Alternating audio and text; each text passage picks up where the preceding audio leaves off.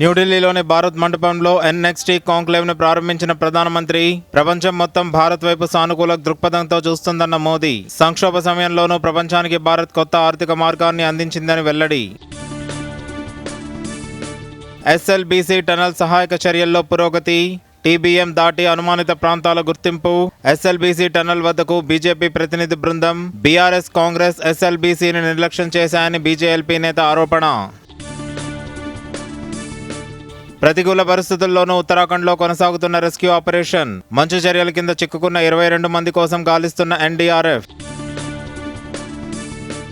Mamnoor airport పనులకు అనుమతి ఇవ్వడంపై రేవంత్ రెడ్డి హర్షం. ప్రధానమంత్రితో పాటు విమానయాన శాఖ మంత్రికి కృతజ్ఞతలు తెలిపిన సీఎం. వైభవంగా ప్రారంభమైన యాదాద్రి బ్రహ్మోత్సవాలు. నేటి నుంచి 11 రోజుల పాటు జరగనున్న వేడుకలు. యుక్రెయిన్ అమెరికా మధ్య అర్ధాంతరంగా ముగిసిన చర్చలు. జెలెన్స్కీ శాంతిని కోరుకోవటం లేదన్న ట్రంప్, తాను క్షమాపణ చెప్పాల్సిన అవసరం లేదన్న జెలెన్స్కీ. ఛాంపియన్స్ ట్రోఫీలో నేడు సౌత్ ఆఫ్రికాతో ఇంగ్లాండ్ డి. గ్రూప్ బిలో ఇప్పటికే సెమీస్కు చేరిన సఫారీలు. పరువు కోసం ఆడుతున్న ఇంగ్లాండ్.